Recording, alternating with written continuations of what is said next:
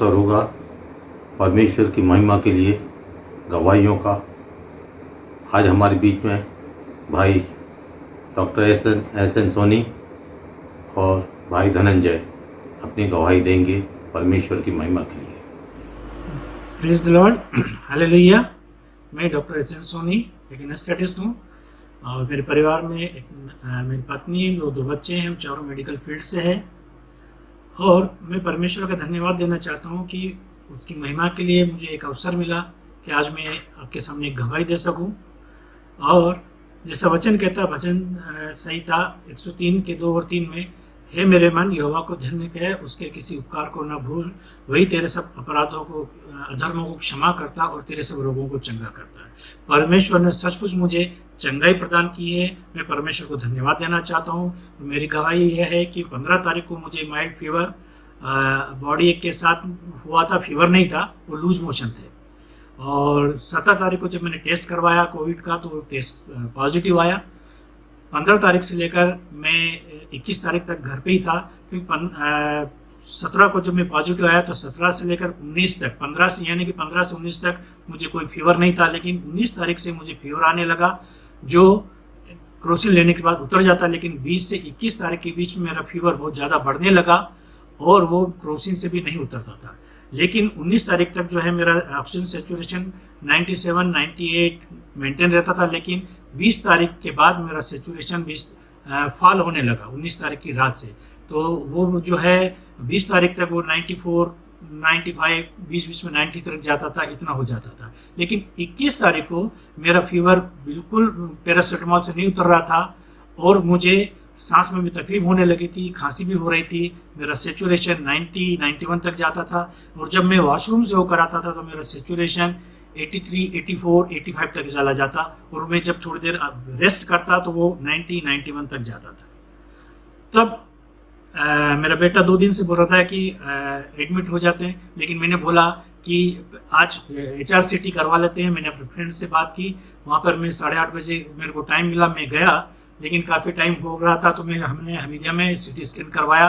वहाँ पर मुझे रिपोर्ट आने से पहले पता चल गया कि मेरा जो लंग इन्वॉल्वमेंट है करीब 45 या उससे ज़्यादा अधिक है। हम 10-15 मिनट वेट किए और हमारी जब रिपोर्ट आई मेरी, तो वो उसमें 52.5% यानी कि 52.5% मेरा लंग इन्वॉल्वमेंट था। और उसमें मेरी फिंगर पर जब हम बाहर बैठे तो पल्स ऑक्सीमीटर लगा हुआ था, सेचुरेशन 91 जा रहा था। तो बेटे ने भी बोला कि एडमिट होना चाहिए। जब मैंने अपनी रिपोर्ट देखी, मैंने अपने फ्रेंड डॉक्टर आलोक वर्मा से भी बात की और दूसरों से बात की, तो उन्होंने भी मुझे ये बोला कि एडमिट हो जाओ और रेमडेसिविर लगवाओ। तो मैंने उसी समय डिसाइड कर लिया और हम उसी समय हमीदिया में एडमिट हो गए। रात को ही जब मैं 11 बजे के आसपास एडमिट हुआ, रात को ही मुझे सब medicine by the grace of God, antiviral remdesivir भी लग गया, IV एंटीबायोटिक भी लग गया और बाकी दूसरी चीज़ें भी लग गई है। और मैं नेक्स्ट डे इवनिंग से मेरा फीवर डाउन हो गया था और उसके बाद से मेरे को फीवर नहीं आया था। लेकिन जब नेक्स्ट डे मेरी जब ब्लड रिपोर्ट्स इंक्लूड मार्कर के लिए गई थी तो वो काफ़ी बड़ी हुई आई थी, बहुत ज़्यादा बड़ी हुई थी। यानी कि मेरे CRP जो है 300 के आसपास, IL-6 जो है 400 के आसपास आ रहा था। और जब मैं एडमिट हुआ था तो मेरे घर पे ज़रूर चिंतित थे लोग बाग, उनके वो थोड़े से सहमे हुए टेंशन में थे। मैं जब डिस्चार्ज हो गया तो मैं आपसे बोलना चाहूँ कि उस रोज़ मेरे घर में बहुत सैड टाइप का माहौल था और कुछ परिवार के लोग लिटरली उनकी आंखों में आंसू थे और वो रो रहे थे। लेकिन मैं जब एडमिट हुआ तो मुझे किसी भी प्रकार का भय नहीं था, क्योंकि वचन कहता है कि परमेश्वर ने हमें भय की नहीं किंतु सामर्थ्य की, प्रेम की और संयम की आत्मा दी है। तो मैं बिल्कुल निडर था। मैं वहाँ पर रहा। वहाँ पर 21 तारीख से लेकर मैं 29 तारीख तक वहाँ रहा और वहाँ पर मेरा ट्रीटमेंट बहुत अच्छे से रहा। वहाँ पर जो स्टाफ था उन्होंने बहुत हेल्पिंग थे। और 27 तारीख से जब 27 से पहले जब रिपोर्ट मेरी इंफ्लेमेटरी मार्कर की आई तो वो आश्चर्यजनक रूप से परमेश्वर की दया से काफ़ी कुछ नॉर्मल के आसपास आ गई थी। CRP मेरा 55-60 था और मेरा IL-6 जो है 18-18 के आसपास आ चुका था। मैं इसके लिए परमेश्वर का धन्यवाद देता हूँ, क्योंकि मेरे घर पे भी बेटे और मिसेस ने बहुत रो कर कीड़े कर प्रार्थना की थी कि ये सब कुछ नॉर्मल होने के लिए नॉर्मल हो जाए, और मैं परमेश्वर को धन्यवाद देता हूँ।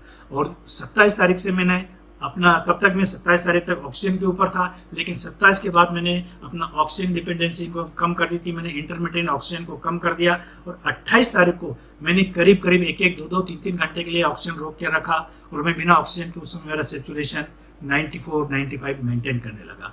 और 28 की रात से लेकर शाम से लेकर मैंने 29 की तक पूरा ऑक्सीजन बंद कर दिया और मेरा सेचुरेशन 96 और 97 पे आ चुका था। और 29 तारीख को ही डॉक्टर जब राउंड पे आया तो उन्होंने पूछा कैसे हैं, मैंने कहा अच्छा हूँ। उन्होंने सेचुरेशन पूछा मेरा, मैंने कहा 96, 97। बोला कि ठीक है, अब आपको आज डिस्चार्ज करेंगे, आप 10 दिन के लिए घर पर क्वारंटाइन या आइसोलेशन में रहेंगे। और उस रोज मैं 29 तारीख को ही 4-5 बजे घर आ गया और तब से लेकर मैं अभी बिल्कुल ठीक हूँ, मेरा फीवर बिल्कुल नॉर्मल है, मुझे किसी भी प्रकार की परेशानी नहीं है। और 5 तारीख इसी महीने की मैंने अपना वापस कोविड टेस्ट करवाया, जो ईश्वर की दया से वो नेगेटिव आ चुका है। मैं उसके लिए परमेश्वर को धन्यवाद देना चाहता हूँ।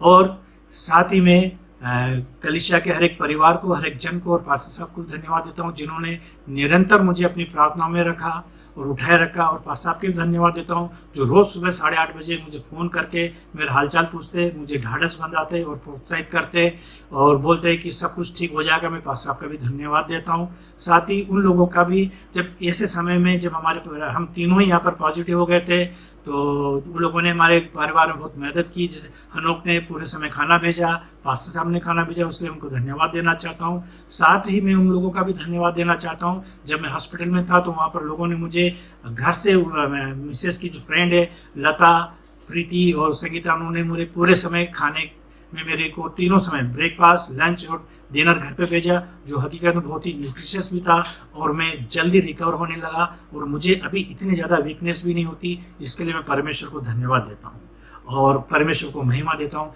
जैसे भजन संहिता 50-15 में लिखा है कि संकट के समय तू मुझे पुकार, मैं तुझे छुड़ाऊंगा और तू मेरी महिमा करेगा। मैं परमेश्वर को महिमा देता हूँ हर चीज़ के लिए और सब कुछ परमेश्वर को महिमा देते हुए मैं धन्यवाद देता हूँ सभी लोगों का।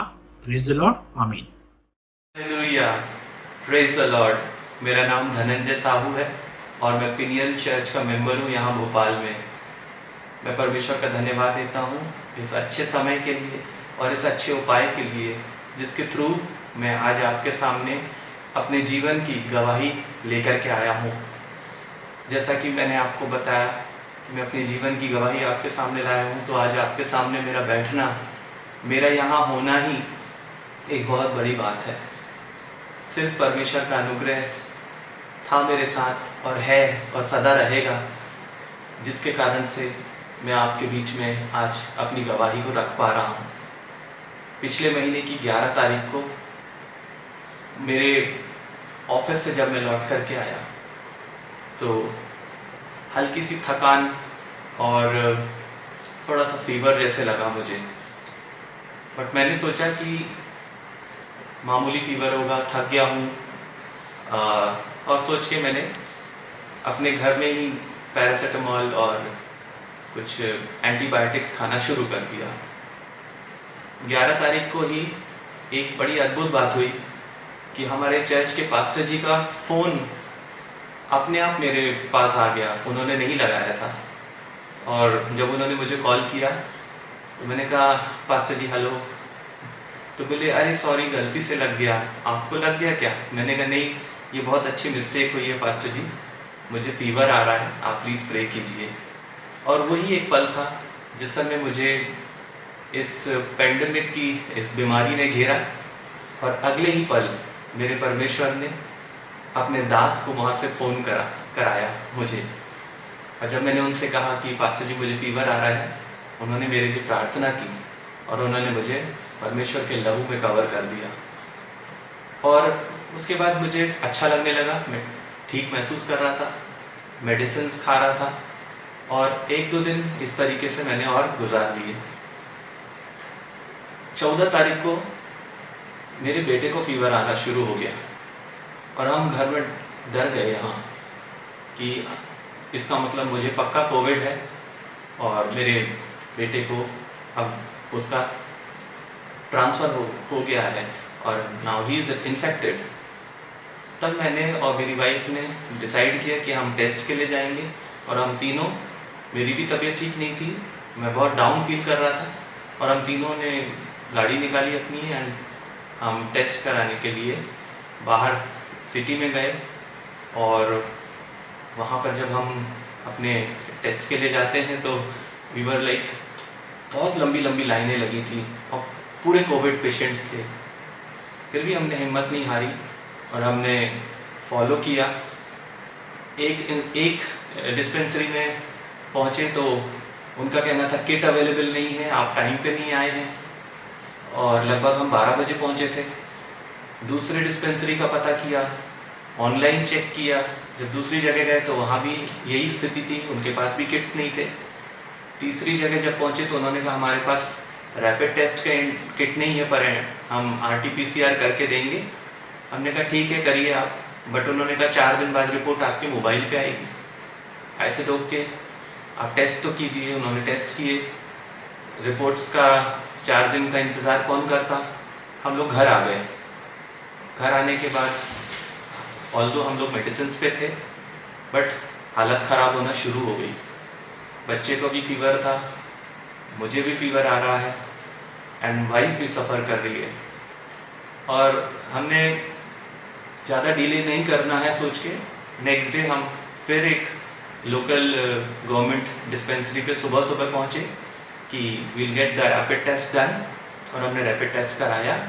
वहाँ भी बहुत लाइन थी, सब था, बट गॉड का प्रोविज़न हुआ कुछ इस तरीके से कि हमारे जो नोन डॉक्टर हैं उन्होंने वहाँ पर बात की एंड हमारा टेस्ट हुआ। और टेस्ट होने के बाद जब रिजल्ट्स डिक्लेयर हो रहे थे, सबके नाम अनाउंस हो रहे थे जो पॉजिटिव थे, और हम तीनों के नाम अनाउंस हुए कि Dhananjay, Ashray and Ashima, all 3 are covid positive. हम लोग बहुत दुखी हुए, ऑल्दो दिल से अंदर से पता था, बट हमारे परमेश्वर की सामर्थ हमें घेरे हुए थी। हमारे लिए प्रार्थना हो रही थी, हम लोग परमेश्वर की नज़दीकी में थे, पर इस तरीके से हमारे घर में ये इन्फेक्शन आया और हम लोग काफ़ी कमज़ोर फील करने लगे। मेडिसिन्स खाई, वो बहुत हाई डोज की मेडिसिन्स थी जो हमें दी गई। ऑलमोस्ट 1800 mg की मेडिसिन से शुरू किया गया और ये चीज़ चलती रही, और मेरी स्थिति मेडिसिन्स खाने के बाद भी बिगड़ती गई। लगभग 19 तारीख तक मैंने इसी तरीके से सफ़र किया। मेरा फीवर बिल्कुल कंट्रोल में नहीं आ रहा था। फीवर 101 तक जा रहा है, 102, और रेगुलरली फीवर चेक कर रहे, डर भी लग रहा, एनर्जी भी कम होती जा रही थी बॉडी में, और समझ में नहीं आ रहा था कि अब क्या करेंगे। परंतु हम सब प्रार्थना में थे। हमारी कलीसिया हमारे लिए प्रार्थना कर रही थी, हमारे पेरेंट्स प्रार्थना में थे, हमारे फ्रेंड्स प्रेयर कर रहे थे हमारे लिए, और परमेश्वर अपने रास्ते बना रहा था। परमेश्वर की नज़दीकी हमारे साथ थी, वो हमारे बहुत करीब था। समहाउ 20 तारीख को डिसाइड किया गया कि मुझे हॉस्पिटल शिफ्ट किया जाएगा। मैं घर पे ठीक नहीं हो पाऊँगा, मेरी स्थिति बहुत बिगड़ गई। ऑक्सीजन लेवल 90-92 हो रहा था, और मेडिसिन खाने की हिम्मत नहीं बची थी, खड़े होने की, बात करने की हिम्मत नहीं हो रही थी। मैं किसी पे बोल नहीं पा रहा था किसी से, और ब्लैकआउट हो रहा था, बेहोश हो रहा था, और डिसाइड किया गया कि मैं हॉस्पिटल जाऊंगा। मेरे लिए बेड्स अवेलेबल नहीं थे उस समय पर, बहुत मुश्किल हुई, बट परमेश्वर ने अपने स्वर्गदूतों को रखा। हमारे कैंपस के कुछ लोगों ने बहुत ज़ोर तोड़ लगाया एंड फाइनली एक हॉस्पिटल में मुझे एक बेड अलॉट हुआ और मुझे कहा गया 10 मिनट में पहुंचो। मैं जैसे जैसे तैयार हुआ, और मेरी वाइफ जो कि ऑलरेडी सफ़र कर रही थी, तकलीफ़ में थी, वो मुझे टैक्सी में लेकर के एडमिट कराने गई। एडमिशन का प्रोसेस फेस किया, दोपहर से लेके शाम तक हो गया, मेरी मेडिसिन वहाँ कुछ शुरू नहीं हुई। समहाउ रात से मेरा ट्रीटमेंट चालू हुआ और मुझे इंट्रावीनस इंजेक्शंस और मुझे कुछ एंटीबायोटिक्स दिए गए। पर थैंकफुली परमेश्वर का बहुत अनुग्रह था कि सिर्फ मल्टीविटामिन्स के इंजेक्शंस और एंटीबायोटिक्स से मेरा ट्रीटमेंट हो गया मुझे ऑक्सीजन नहीं लगा, मुझे रेमडेसिविर की ज़रूरत नहीं पड़ी, मुझे और भी कोई ऐसी मेडिसिन की ज़रूरत नहीं पड़ी। ये परमेश्वर का ही अनुग्रह था, क्योंकि मैं ऑलरेडी परमेश्वर के गिरफ्त में था। परमेश्वर ने मुझे घेरे हुए था, सबकी प्रार्थनाएं मेरे साथ थी, और इस प्रकार से मैं 4 दिन हॉस्पिटल में रहा। मैंने परमेश्वर को धन्यवाद दिया और मुझे चौथे दिन वहाँ से डिस्चार्ज किया गया। प्रियो, आज आपके सामने बैठा हूँ, रिकवर कर लिया है। थोड़ी एनर्जी लेवल कम लगती है, पर मेरा परमेश्वर बहुत महान है। अद्भुत तरीके से उपाय करने वाला मेरा परमेश्वर है, और उसने सब कुछ मेरे हित में किया, और आज मैं और मेरा पूरा परिवार सुरक्षित है। हमारे बीच में कोई मृत्यु का समाचार नहीं है, सब कुछ ठीक है। एंड ये सिर्फ मेरे परमेश्वर की महिमा है जो मैं आज आपके सामने बताने आया। वो परमेश्वर जो मेरे साथ इतना वफादार है, वो आपके लिए क्यों नहीं करेगा। आप जहाँ कहीं भी हैं, सिर्फ और सिर्फ यीशु मसीह पर भरोसा रखिए, सब कुछ ठीक हो जाएगा। He makes ways, वो रास्ते बनाता है जहाँ कुछ नहीं होता, वहाँ से वो काम करता है। सरेंडर योरसेल्फ, अपने आप को यीशु मसीह के हाथ में सौंप दीजिए, वो सब कुछ ठीक कर देगा। He is a good God, He is a merciful God। परमेश्वर आप सबको आशीष दे। हमारे परिवार और हमारे लिए प्रार्थना करते रहें। परमेश्वर को बहुत धन्यवाद। Thank you. आइए हम प्रार्थना में जाएंगे। प्रेमी अनुग्रहकारी दयालुता परमेश्वर, हृदय से हम आपका धन्यवाद देते हैं प्यारे प्रभु जी कि आपने हमारी स्तुति महिमा में आपकी उपस्थिति हमारे बीच में हुई। हम धन्यवाद देते हैं खुदावंद बाप आसमानी कि आपने खुदावंद बाप आसमानी अपने दासों को पूर्ण रूप से चंगाई दी और वो आपकी महिमा कर सके। हम धन्यवाद देते हैं खुदावंद बाप आसमानी, बहुत से लोगों ने अपने घटती और बढ़ती में से जो दान किया है उसे आशीष कीजिए। अब जब हम वचन में जाते हैं खुदावंद बाप आसमानी, अपनी सामर्थ को प्रकट कर अपने दास को खुदावंद बाप आसमानी अपनी महिमा में इस्तेमाल कर खुदावंद बाप आसमानी, जो वचन बोलता है खुदावंद बाप आसमानी पूरी कलीसिया के लिए खुदावंद बाप आसमानी, जितने सुन रहे हैं खुदावंद बाप आसमानी, एक एक लोगों के हृदय में वो वचन काम करने वाला वचन ठहरे पैर प्रभु जी। वो एक कान से सुनते के दूसरे कान से निकालने वाले नहीं, परंतु अपने हृदय में उतारने वाले बने। हर एक बातों के लिए धन्यवाद देते हुए मांगते हैं इस विनती को आपके जीते बेटे प्रभु यीशु मसीह के नाम से दया से सुनिए और ग्रहण कीजिए, आमीन। अब यह अवसर होगा कि हम वचन में जाएंगे और मैं भाई रिचर्ड को आमंत्रित करूंगा कि वो परमेश्वर के वचन को हमारे बीच में बांटेंगे। Over to pastor Richard.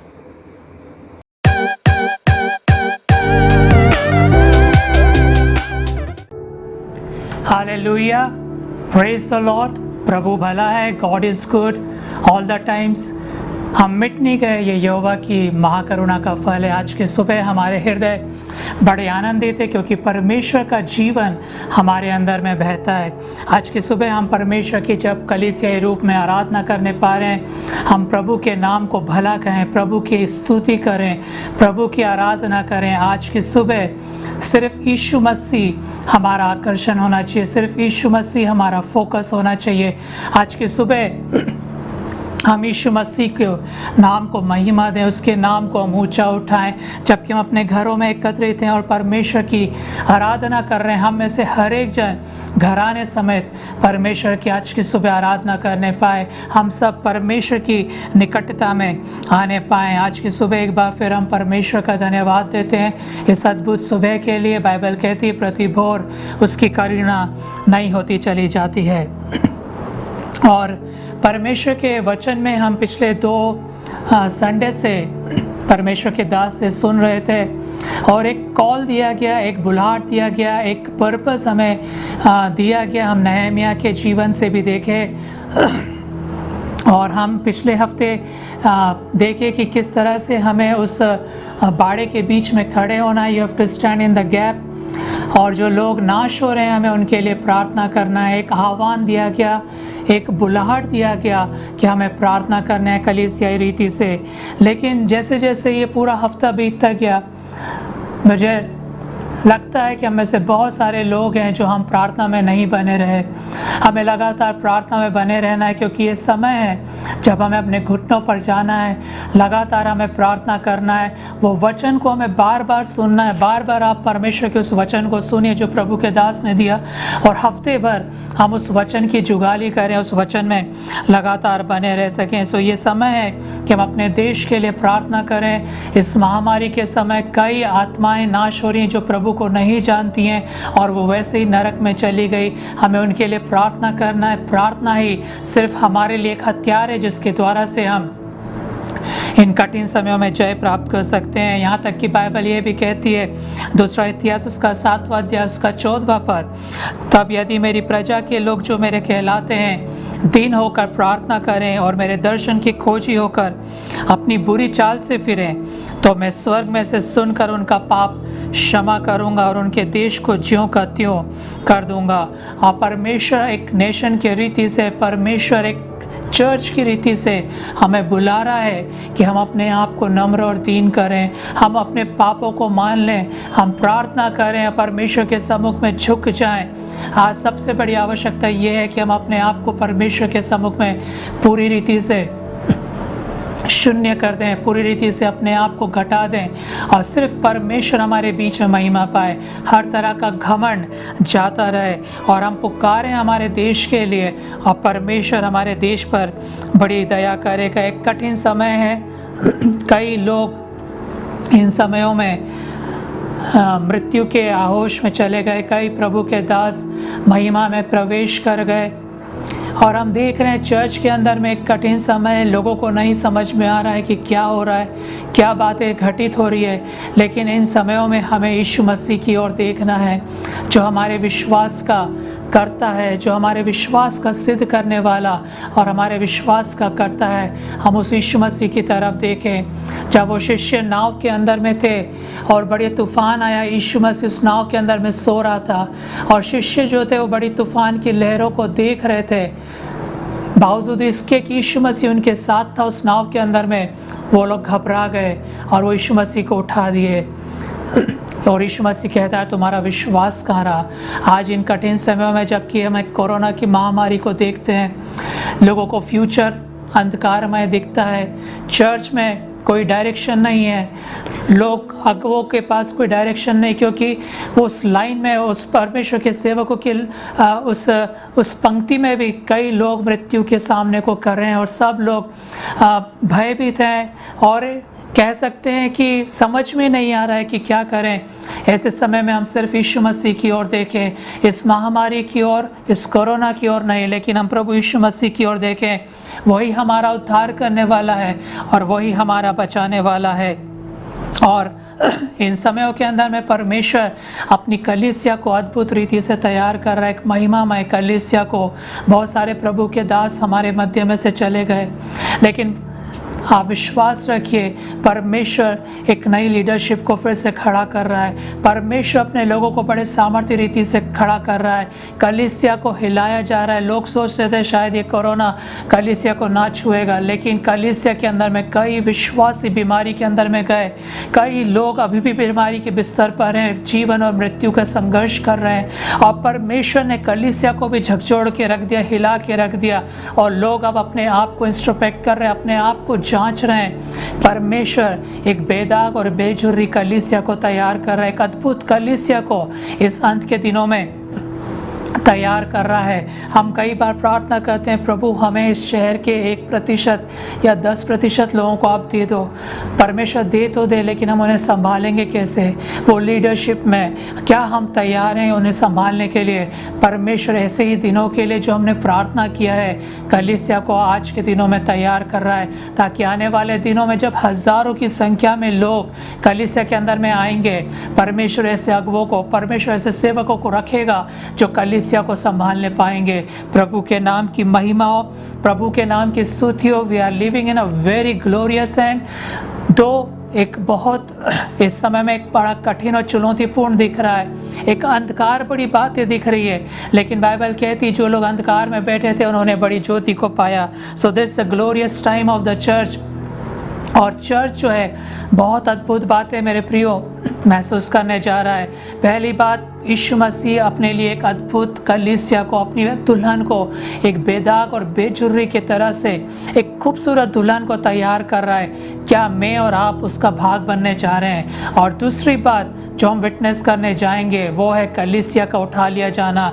एक अद्भुत कार्य परमेश्वर करने जा रहा है। अगर हम इस ग्लोरियस और प्रूनिंग, या हम कह सकते हैं जो यीशु मसीह अपनी कलीसिया, अपनी दुल्हन को बना रहा है, अगर हम इसके भाग नहीं हुए, अगर हम इसको चूक गए, तो हम उस रैप्चर को, उस स्वर्गारोहण को, या उस महिमा में जब यीशु मसीह बादलों पर आएगा, उस उठा लिए जाने में भी हम चूक जाएंगे।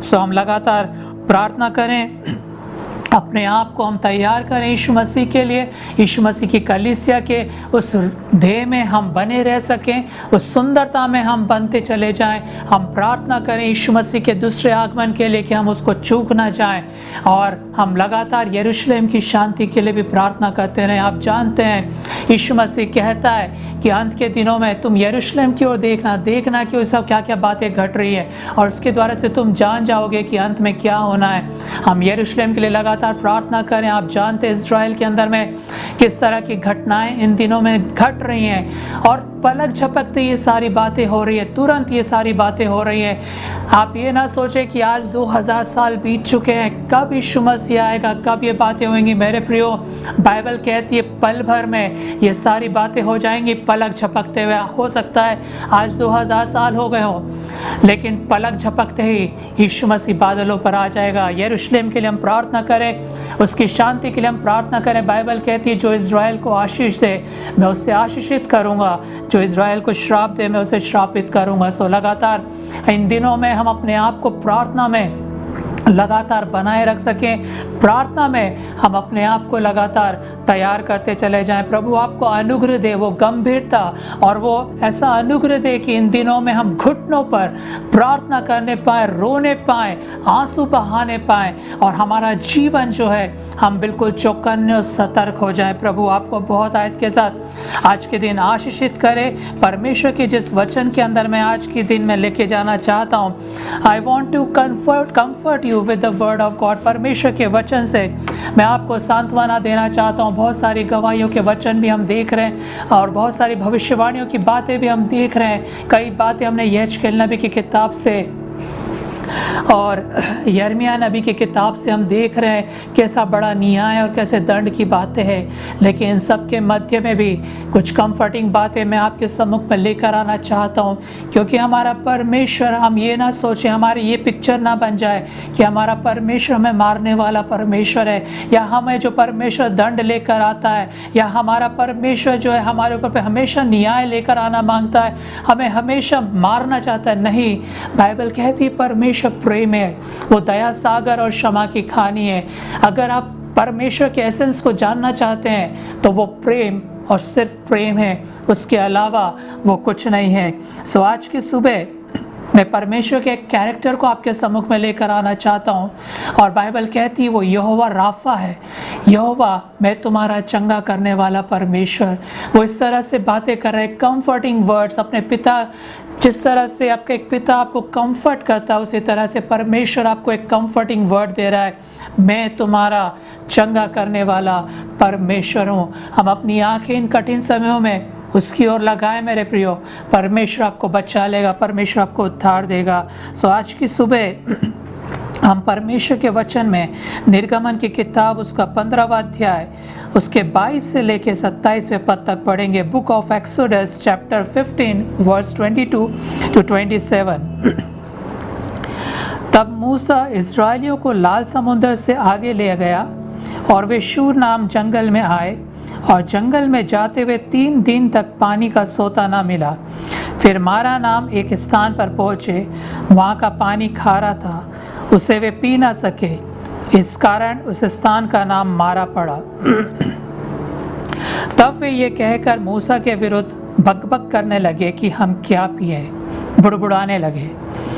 तब मूसा ने यहोवा की दुहाई दी, और यहोवा ने उसे एक पौधा बतला दिया, जिसे जब उसने पानी में डाला तब वो पानी मीठा हो गया। वहीं यहोवा ने उनके लिए एक विधि और नियम बनाया, और वहीं उसने ये कहकर उनकी परीक्षा की, और यदि तू अपने परमेश्वर यहोवा का वचन तन मन से सुने और जो उसकी दृष्टि में ठीक है वही करे और उसकी आज्ञाओं पर कान लगाए और उसकी सब विधियों को माने, तो जितने रोग मैंने मिस्रियों पर भेजा है उनमें से एक भी तुझ पर ना भेजूंगा, क्योंकि मैं तुम्हारा चंगा करने वाला यहोवा हूँ। तब वे एलीम को आए जहाँ पानी के 12 सोते और 70 खजूर के पेड़ थे और वहाँ उन्होंने जल के पास डेरे खड़े किए। यहाँ पर हम देखते हैं कि इजरायली लोग 3 दिन से उनको पानी नहीं मिला और वो एक स्थान पर आए जो वो मारा नाम कहलाता था और वहाँ पे वो बुड़बुड़ाने लगे। एक मनुष्य की प्रवृत्ति है, जब हमें नहीं मिलता है हम बुड़बुड़ाने लगते हैं परमेश्वर के ऊपर पे, क्योंकि मनुष्य की प्रवृत्ति होती है कि वो बुड़बुड़ाए जब उसे मिलता नहीं। हम सब में ये प्रवृत्ति है और यहाँ पे ये सब बुड़बुड़ाने लगे, बकबक करने लगे और मूसा ने परमेश्वर की दुहाई दी और परमेश्वर कहता है यहाँ पर कि किस तरह से परमेश्वर उनको एक पौधा दिखाता है, एक ट्री दिखाता है और परमेश्वर उससे कहता है so he cried out to the Lord and Lord showed him a tree and when he cast it into the waters were made sweet. और यहाँ पर परमेश्वर ने एक पेड़ दिखाता है और उस लकड़ी को जब वो उस पानी के अंदर में डाल देते हैं वो पानी मीठा हो जाता है और तब परमेश्वर वहाँ पे एक विधि को रखता है और परमेश्वर ये कहता है कि यदि तुम तन मन से मेरी आज्ञाओं को मानोगे, अगर मेरे पीछे पीछे चलोगे और जो मेरी दृष्टि में ठीक है, what is right in his sight, if you give ear to his commandments and keep all his statutes, सारी चीज़ें अगर आप उसकी विधियों को मानेंगे तो जो बीमारियां मिस्रियों के ऊपर पर आई थी उनमें से एक भी बीमारी तुम पर नहीं आएगी, क्योंकि मैं तुम्हारा चंगा करने वाला यहोवा हूँ, यहोवा राफा। सो परमेश्वर हमसे ये कहता है कि हम लगातार उसके साथ बने रह सकें, उसको तन मन से हम उसके साथ लिपटे रहें, उसके पीछे पीछे चलें। देखिए हम एक दोहरा जीवन अपने जीवनों के अंदर में जी रहे हैं, हम सब इस बात से एग्री करते हैं, चाहे हम कोई भी क्यों ना हो चर्च के अंदर में, चाहे हमारी पोजीशन कैसी भी क्यों ना हो, चाहे हम किसी भी तरह के लोग क्यों ना हो, हम एक दोहरा जीवन जी रहे हैं। लेकिन क्रिश्चियनिटी में या मसीहत में दोहरा जीवन नहीं है, या तो इस पार या तो उस पार, और हम लगातार परमेश्वर के साथ लिपटे रहें, उसकी विधियों को माने। परमेश्वर कहता है उनमें से एक भी बीमारी तुम्हारे जीवनों में और तुम्हारे शरीरों में नहीं आएगी, क्योंकि मैं तुम्हारा चंगा करने वाला यहोवा हूँ। और ये जो यहोवा नाम है, जो यहोवा है, बाइबल के अंदर में आता है करीब 6800 बार ओल्ड टेस्टामेंट के अंदर में। And it's the covenant name of God, ये वाचा का नाम परमेश्वर ने जो मूसा के साथ रखा, and it's most probably known in connection with his relationship, जो उसने वाचा इजराइलियों के साथ बांधी, उस नाम के साथ बांधी कि मैं यहोवा हूँ, मैं जो हूँ सो हूँ, मैं एक एग्जिस्टिंग गॉड हूँ, मैं एक एग्जिस्टिंग वन हूँ, मेरा एक अस्तित्व है और मैं अपने आप को दूसरों के ऊपर पे प्रकट करता चला जाता हूँ, मैं अपने आप को प्रकट करता हूँ। बाइबल के अंदर में एक वचन है, वचन है जो परमेश्वर इसके विषय में बताता है, यहोवा नाम के विषय में। अगर हम निर्गमन की किताब के अंदर में देखें उसका 6वां अध्याय उसका 2 और 3 पद में बाइबल कहती, परमेश्वर ने मूसा से कहा मैं यहोवा हूँ। This is the first time when the word जेहोवा came in the Bible. मैं सर्वशक्तिमान ईश्वर के नाम से, एल एलोहिम के नाम से अब्राहम, इसाक और याकूब को दर्शन देता था, परंतु यहोवा के नाम से मैं उन पर प्रकट ना हुआ। सो यहाँ पर परमेश्वर एक रिलेशनशिप में इज़राइल के साथ आया, वाचा बांधा, एक कवनेंट गॉड, एक relationship, and he is a Jehovah God, he is the one who is existing one and to become known. परमेश्वर अपने आप को रिवील करता है, बताता चला जाता है। अ गॉड वो रिवील्स हिमसेल्फ अनसीसिंगली, लगातार बिना रुके परमेश्वर अपने आप को लोगों के ऊपर पे प्रकट करता चला जा रहा है। And that Jehovah along with the word Rapha, अर्थात मैं तुम्हारा चंगा करने वाला, मतलब परमेश्वर अनफिजिकली इस बात को रिवील कर रहा है कि मैं तुम्हारा चंगा करने वाला, तुम्हें रिस्टोर करने वाला, तुम्हारे को अच्छा स्वास्थ्य देने वाला, तुम्हें पुनर्स्थापित करने वाला परमेश्वर मैं हूँ। So is a Jehovah Rafa, और वो अपने आप को लोगों के ऊपर पे प्रकट करा, मैं तुम्हारा चंगा करने वाला यहोवा हूँ। सो हमारा परमेश्वर जो है चंगा करने वाला यहोवा है। लगातार चंगाई उसके अंदर में से बहती रहती है। यीशु मसीह जहाँ कहीं पे भी गया हर जगह चंगाई बहने पाई। कई बार हम सोचते हैं कि क्यों ये बीमारी हमारे जीवन के अंदर में आई। कई बार हम लोग सोचते हैं क्यों ये कठिन समय हमारे जीवन के अंदर में आ रहे हैं। बाइबल में बहुत सारे कारण बताए गए हैं बीमारी के जो मनुष्य के अंदर में आते हैं, बट हमारा परमेश्वर चंगा करने वाला परमेश्वर है। कई बार जो बीमारी है हमारे पाप के कारण से आती है, कई बार जो बीमारी है न्याय के कारण से या दंड के कारण से हमारे ऊपर पर आती है। लेकिन हमें इस बात को भी समझना है कि जब हम विश्वास के जीवन में हैं, परमेश्वर एक विश्वासी के जीवन में या परमेश्वर किसी के जीवन में बीमारी को लेकर नहीं आता है। He is not that creator of all this sicknesses. परमेश्वर प्रेम करने वाला परमेश्वर है। परमेश्वर हमारा चंगा करने वाला परमेश्वर है। बाइबल कहती भजन संहिता 103 उसका 30 और 4 पद, वही तो तेरे सब अधर्म को क्षमा करता और तेरे सब रोगों को चंगा करता, वही तो तेरे प्राण को नाश होने से बचा लेता और तेरे क्रूस पर दया का मुकुट बांधता है, करुणा और दया का मुकुट बांधता है। वो हमारे सब रोगों से हमें चंगा करता है। वो अंधा व्यक्ति जो जन्म से अंधा था, अगर आप यूहन्ना की किताब में पढ़ते हैं 9वें अध्याय में, वो जन्म से अंधा व्यक्ति, लोग पूछने लगे कि ये व्यक्ति जो है किसने पाप किया था जो ये अंधा जन्मा, इस मनुष्य ने या इसके माता पिता ने। यीशु मसीह कहता है ना तो इसने पाप किया ना इसके माता पिता ने, परंतु ये इसलिए हुआ कि परमेश्वर के काम उसमें प्रकट हो, परमेश्वर की महिमा, works of God should be revealed in. कई बार जो बीमारियां हमारे अंदर में आती है, क्या परमेश्वर का काम उसमें से रिवील हो रहा है। Work of God should reveal through it. Yeshu Masih कहता ना इसने ना इसके माता पिता ने पाप किया, लेकिन परमेश्वर का कार्य प्रकट हो। परमेश्वर का कार्य हमारे जीवन के अंदर में प्रकट होना चाहिए मेरे प्रियो, जब हम इस बीमारी में से होकर गुजरते हैं। एक विश्वासी के जीवन के अंदर में परमेश्वर बीमारी नहीं भेजता है। हाँ, परमेश्वर अलाउ जरूर करता है कि हम बीमारी में से होके जाएं, कठिन समयों में से होके गुजर जाएं। क्यों?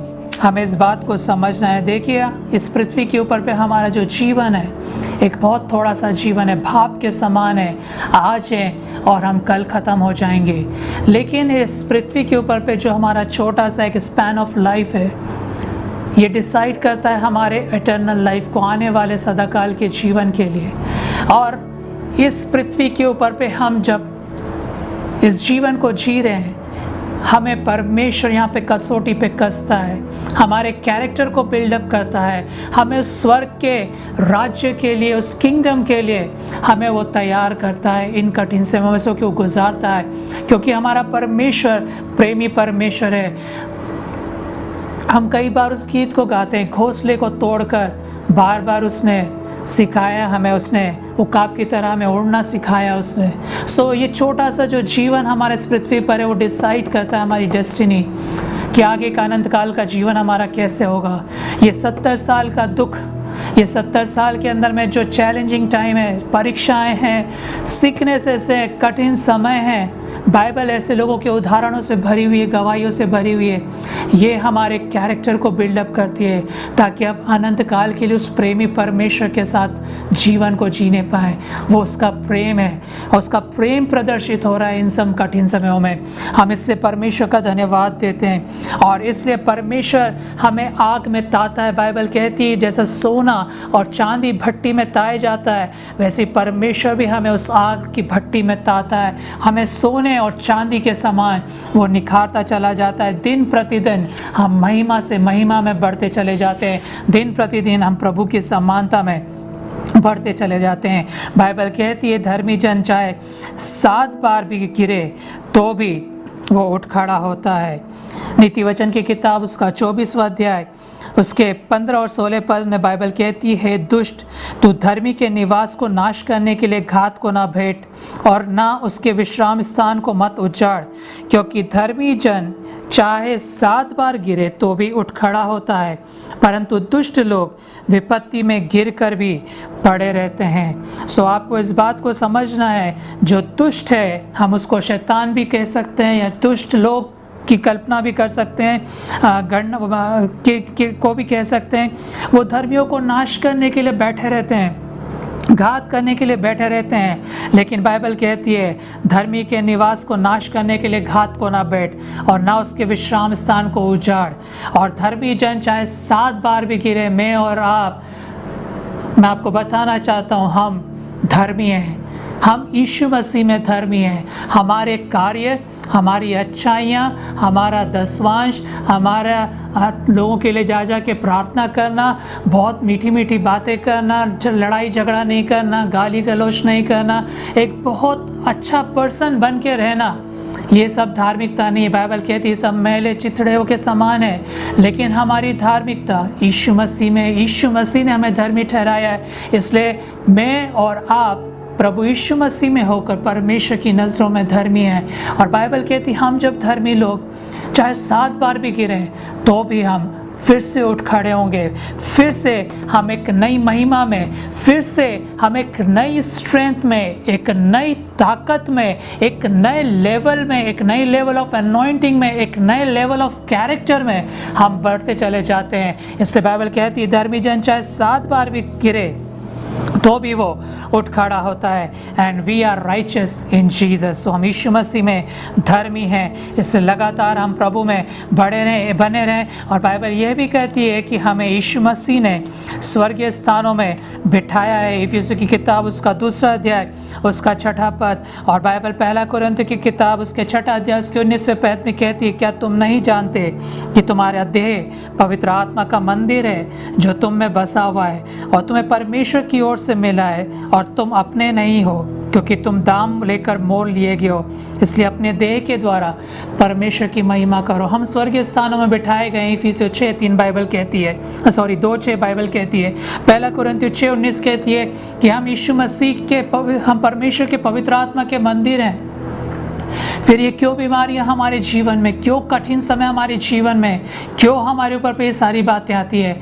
हमें इस बात को समझना है कि वो प्रेमी परमेश्वर इस छोटे से जीवन में हमें दुख देकर, हमें परेशानियों में से गुजारने के द्वारा से वो अनंत काल के लिए सुनिश्चित कर रहा है इस बात को कि हम अनंत काल तक उस परमेश्वर की उपस्थिति में बने रहें। कितना महिमामय परमेश्वर है, वो हमें अपनी समानता में, अपने पुत्र की समानता में बनाता चला जा रहा है।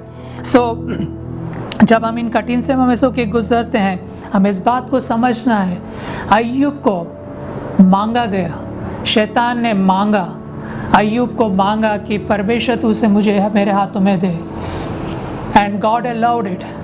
परमेश्वर ने पतरस को अनुमति दिया। यीशु मसीह कहता है, पतरस तुझे शैतान ने मांगा है कि तुझे, हे शिमोन तुझे शैतान ने मांगा है कि तुझे गेहूं की नहीं फटके, लेकिन मैंने तेरे लिए प्रार्थना किया है कि जब तू फिरे तो अपने भाइयों को फिर से स्थापित करना।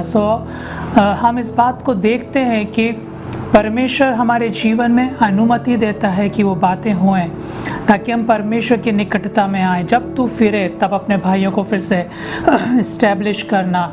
और अय्यूब के लिए भी हम देखते हैं कि शैतान अनुमति मांगता, अदरवाइज वो छू भी नहीं सकता था।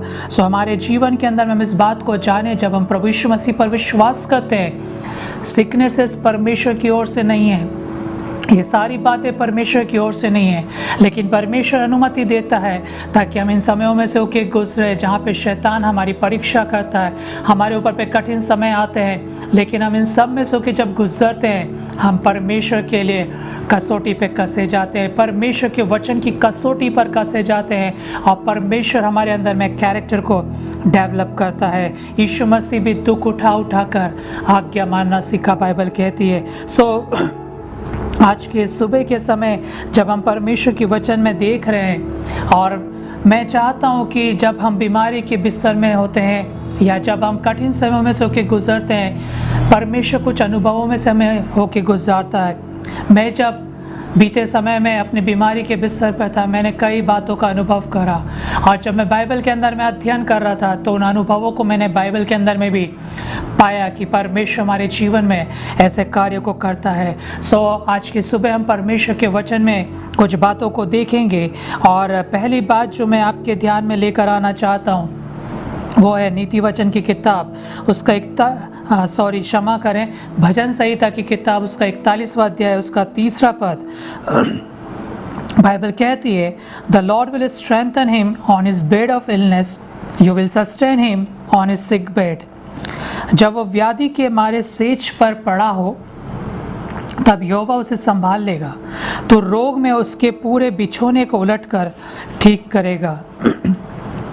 आप जब अपनी बीमारी के बिस्तर में हैं, इस बात को ध्यान रखें कि परमेश्वर आपके साथ है। बाइबल कहती है, the Lord will strengthen him, परमेश्वर आपको ताकत देगा, परमेश्वर आपको सामर्थ देगा कि इस बीमारी के बिस्तर में आप संभल जाएं, आपका जो शरीर है वो संभल जाए। जब हम इस सिक बेड में हैं, परमेश्वर में ताकत देगा, परमेश्वर में सामर्थ देगा, और कुछ नहीं। हम सिर्फ परमेश्वर पर आशा लगाए रहे। हम जितने लोग इस समय आप मुझे देख रहे हैं या आप मेरे सुन रहे हैं, हो सकता है आप बीमारी के बिस्तर में हो सकता है कि इस समय आप जीवन और मृत्यु के एक बड़े संघर्ष में हो, लेकिन इस बात को ध्यान रखिए, परमेश्वर आपके साथ इस बीमारी के बिस्तर में है, परमेश्वर आपके साथ साथ है, परमेश्वर आपका रचने वाला।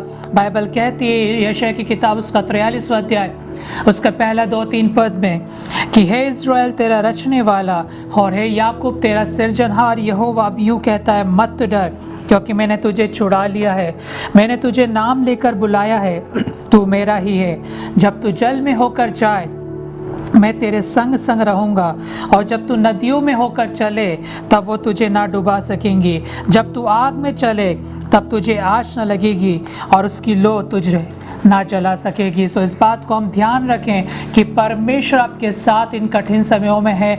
चाहे आप जल में से होकर गुजरें, चाहे आप नदियों में से होकर जाएं, चाहे आप आग में से होकर जाएं, परमेश्वर आपके संग संग है। इस बीमारी के बिस्तर में आप अकेले नहीं हैं। यदि आप परमेश्वर पर विश्वास करते हैं, अन्य जातियों की मैं बात नहीं कर रहा, उन लोगों की मैं बात नहीं कर रहा जो नामधारी सिर्फ नाम के लिए मसीह के पीछे हैं, लेकिन अगर आप यीशु मसीह पर विश्वास करते हैं और जब आप अपनी बीमारी बिस्तर पर है, बीमारी के इधर उधर ना देखें, इस बात को जान लें कि परमेश्वर आपके साथ है।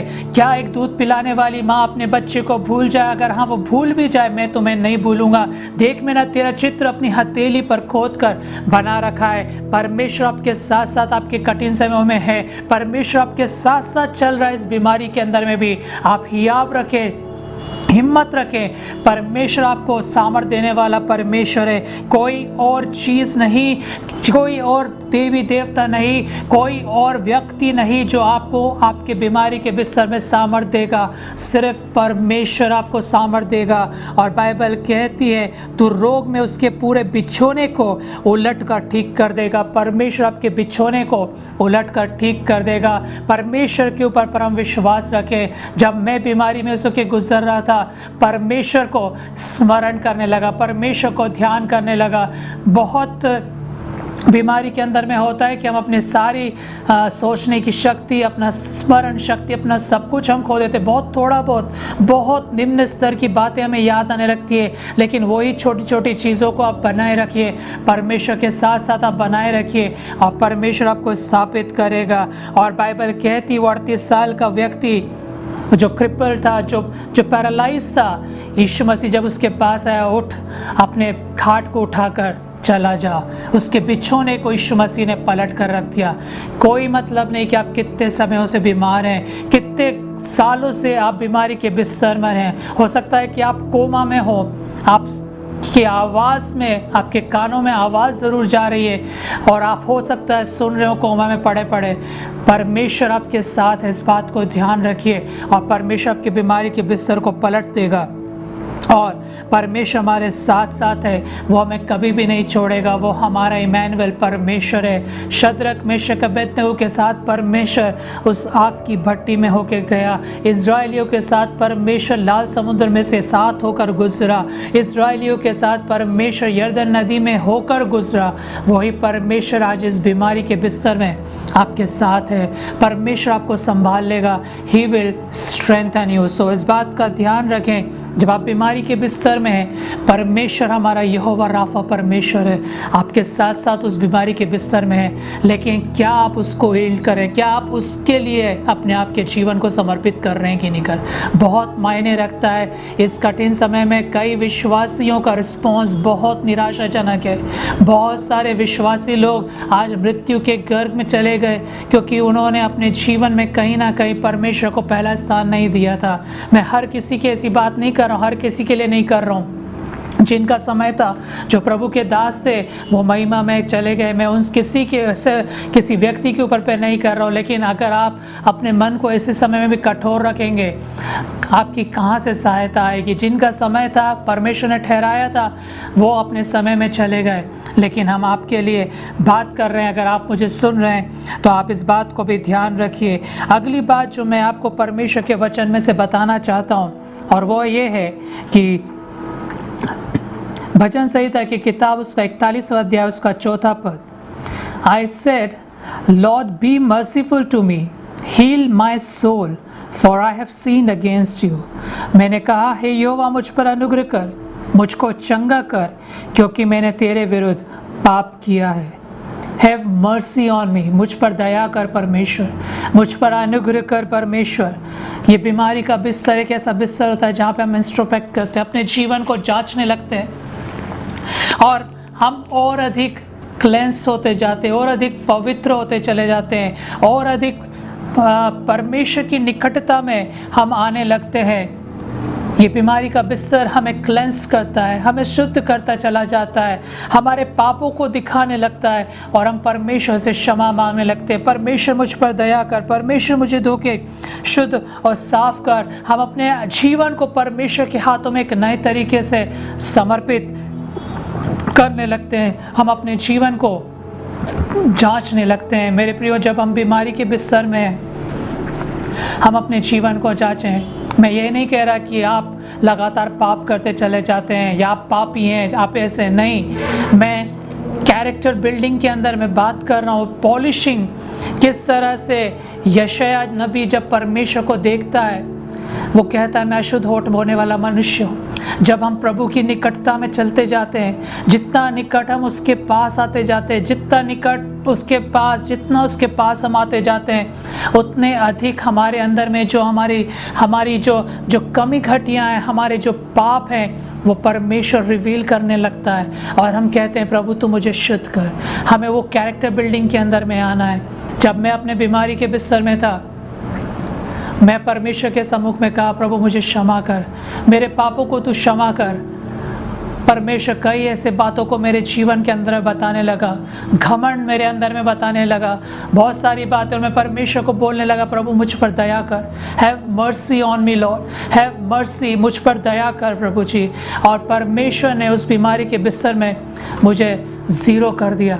आज मैं कह सकता हूँ कि परमेश्वर ही सब कुछ है, मैं कुछ नहीं, सिर्फ परमेश्वर ही सब कुछ है। आज जब मैं बैठा हूँ तो ये सिर्फ प्रभु का अनुग्रह है, प्रभु की दया है। अदरवाइज मैं यहाँ पर बैठा भी नहीं होता। लेकिन प्रभु ने मेरे जीवन को बचाया, उसका अनुग्रह, उसका कंपैशन, उसकी दया उसने हमें दे दी। He is full of mercy and full of compassion. Bible कहती है यीशु मसीह ने भीड़ को देखकर उस पर तरस खाया। बीमारों को जब यीशु मसीह ने देखा वो तरस से भर गया and healing started flowing through him. वो चंगाई उसके अंदर में से बहने लगी। प्रभु मुझ पर दया कर। अगर आज आप बीमारी के बिस्तर पर हैं, परमेश्वर की मर्सीज को पुकार उठें, दया कर परमेश्वर, मुझ पर दया कर प्रभु, मेरे पापों को क्षमा कर प्रभु, मेरे जीवन को तुम बदल दे, मैं तेरे लिए जीऊँगा प्रभु। और जो सिक बेड होता है वो हमारी सहायता करता है। It helps to introspect, it breaks us down, हमें पूरी तरह से तोड़ देता है, हमें पूरी तरह से ज़ीरो कर देता है। This is what I want to bring before you. हमारा घमंड जाता रहता है, परमेश्वर घमंडियों का विरोध करता है। टूटा मन परमेश्वर की योग्य बलिदान है। हे परमेश्वर, तू टूटे और पिसे हुए मन को तुच्छ नहीं जानता। सो बीमारी के बिस्तर में हम परमेश्वर की मर्जी को पुकार उठे, अपने आप को तोड़ दें परमेश्वर के, अपने आप को जीरो कर दें, हम्बल कर लें परमेश्वर के साथ। परमेश्वर आपके जीवन को बहुत आयत के साथ आशीर्वाद करेगा। अगली बात, थर्ड पॉइंट जो मैं आपके ध्यान में लेकर आना चाहता हूँ, Proverbs 18:14, The spirit of a man will sustain him in sickness. रोग में मनुष्य अपनी आत्मा से संभलता है, परंतु जब आत्मा हार जाती है तब इसे कौन सह सकता है। सो जब आप रोग के अंदर में हैं, आपकी आत्मा के द्वारा से आप संभाले जाएंगे, लेकिन अगर आत्मा ही क्रस्ट हो जाए या टूट जाए या पिस जाए या हार जाए, तब उसे कौन सह सकता है। अगर आप ऐसे समयों में अपनी शक्ति को, अपनी सामर्थ्य को खो देंगे, तो फिर आपके लिए कोई छुटकारा नहीं है। So when you are in your sick bed, start feeding your spirit with the word of God. इस बीमारी के बिस्तर में आप अपने आप को परमेश्वर के वचन से भरना आरंभ करें, परमेश्वर के वचन को सुने। परमेश्वर, अगर आप में ताकत है, हिम्मत है, इस लायक है, तो आप परमेश्वर के वचन को पढ़ना आरंभ करें। उस बीमारी के बिस्तर के अंदर में प्रार्थना करें। अन्य अन्य भाषाएं अगर आप बोल सकते हैं तो आप अन्य अन्य भाषाओं में प्रार्थना करना आरंभ करें। अपने आत्मिक मनुष्यत्व को आप मजबूत करें, क्योंकि आपकी आत्मा के द्वारा से इस बीमारी के बिस्तर में आप संभाले जाएंगे। ऐसे लोगों के साथ समय बिताएं जो विश्वास के वचन बोलते हैं। ऐसे लोग, फेथ बिल्डर्स, फेथ डिस्ट्रॉयर्स नहीं, लेकिन ऐसे लोगों, परमेश्वर के लोगों के साथ आप संगति करें। ऐसे परमेश्वर के लोगों के वचनों को, प्रचारों को सुने जो विश्वास को बनाते हैं, जो आपके स्पिरिट को बिल्डअप करते हैं। आप अपने समयों को परमेश्वर के साथ बिताएं सिक बेड पे। मुझे बड़ा दुख होता है, कई ऐसे लोग हैं, यहाँ तक कि विश्वासी भी कहते हैं कि बीमारी के बिस्तर में जब आप हो, और ख़ास करके अभी कोरोना के समय, पॉजिटिव सुनो, कोई अच्छा मतलब एक ऐसा जिसमें आपका मन दूसरी बातों में लग जाए, या कुछ अच्छी हंसी मजाक की चीज़ें देखो, नेटफ्लिक्स देखो या कुछ मूवीज़ देखो, ताकि आपका ध्यान भटकाए, आप इस तरफ फोकस ना करो। Be positive. और सब तरह की गार्बेज, सब तरह की फालतू बातें आज हम लोगों की सुन रहे हैं। How the world is feeding themselves. Even जो विश्वासी हैं इस बीमारी के बिस्तर में परमेश्वर के वचन को नहीं पढ़ रहे हैं, परमेश्वर के सेवकों की आवाज़ को नहीं सुन रहे, वचन को नहीं बोल रहे, प्रार्थना को नहीं कर रहे, लेकिन वो दिन भर मोबाइल स्क्रॉल करते रहते हैं, मूवीज़, सीरियल्स, अपने ध्यान को इधर उधर भटका के रखे हुए। पॉजिटिव, बी पॉजिटिव और ये तमाम बातें, उन सब में वो खोए हुए हैं। मेरे प्रियो, इस बीमारी के बिस्तर में या इस कठिन समयों में जब परमेश्वर आपको लेके गुजार रहा है, क्या आप अपनी आत्मा में संभल रहे हैं? क्या आपके जीवन में परमेश्वर कार्य कर रहा है? क्या ये परमेश्वर का कार्य, बीमारी जो है, क्या परमेश्वर के कार्य को प्रकट करने के लिए आई है? हमें बहुत चौकन्ना रहना है। बहुत सारे लोग इन कठिन समय में से जब परमेश्वर को गुजार रहा है कि वो बदल जाए, लेकिन वो और शैतान के हाथों के हथियार बन गए और अपने समयों को वो मूवीज़ के अंदर में ध्यान भटकाने, मतलब ध्यान जिसमें उनका मन लग जाए, हंसी मजाक की बातें और ऐसी चीज़ों के अंदर में वो अपने आप को लिप्त कर रहे हैं और बोल रहे हैं कि हम कोरोना से अपने ध्यान को भटकाना मांग रहे हैं। बहुत सारे लोग ऐसी बातें कर रहे हैं। आज वो बी पॉजिटिव वाले लोग इस संसार से गायब हैं, जिन्होंने यीशु मसीह की शिक्षाएं, बाइबल की शिक्षाएं लेकर पूरे संसार भर में बेवकूफ़ लोगों को बनाया। Be positive, but there was no Christ inside the teaching. Yeshu Masih को उस टीचिंग में से बाहर निकाल के उसकी वो टीचिंग्स लेके संसार भर में उसे बेची, अमीर बन गए। आज वो सारे लोग गायब हैं। मेरे प्रियो, सिर्फ यीशु मसीह में ही वो शांति है, सिर्फ यीशु मसीह में ही वो चंगाई है। और इस कोरोना के अंदर में, इस महामारी के अंदर में, जब वर्ल्ड सिस्टम पूरी तरह से ख़त्म होता चला जा रहा है, कहाँ है वो be positive? Without Christ there is no positivity. आज जो ज़रूरत है वो परमेश्वर के वचन की आवश्यकता है मेरे को और आपको। यीशु मसीह के साथ समय बिताएं इस कठिन समयों में। यीशु मसीह के साथ आप समय बिताएं अपनी बीमारी के बिस्तर पर। तमाम दुनिया की बातों में, मनोरंजन के अंदर में अपने समयों को ना व्यर्थ करें, लेकिन इस समय में अपने आप को यीशु मसीह के साथ साथ हम बनाते चले जाएं। अपने वचन के द्वारा से वो आपको चंगा करेगा। He will send your word, He will send His word and heal your disease। ऐसे समयों में जब आप सिक बेड पर हैं, meditate on the word of God and that word is going to heal you completely। परमेश्वर में आप बनाए जाएं। अगर आपकी आत्मा हार गई so nothing can help you out। so इसलिए इन समयों में ध्यान रखें कि आप आत्मा में बलवंत होते चले जाएं। चौथी बात जो मैं आपके ध्यान में लेकर आना चाहता हूँ, बाइबल में हम देखते हैं वो दूसरा राजा की किताब उसके 20वें अध्याय में हम राजा हिजकिय्याह के विषय में पढ़ते हैं। और दूसरा राजा 20वां अध्याय उसके 1, 2, 3 और 6 पद तक हम पढ़ते हैं।